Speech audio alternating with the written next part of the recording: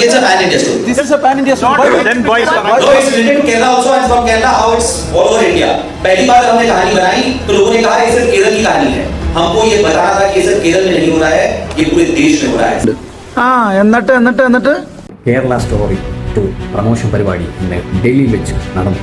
അവിടെയും നമ്മുടെ കാമക്കൻ നാരായൺ ജിയുടെ നാടകം പൊളിച്ച് അടുക്കി ജി ഇറങ്ങി ഓടി എന്നാണ് അറിയാൻ കഴിഞ്ഞത്. ലവ് ജിഹാദിൽപ്പെട്ട പെൺകുട്ടികളാണല്ലോ പറഞ്ഞത്.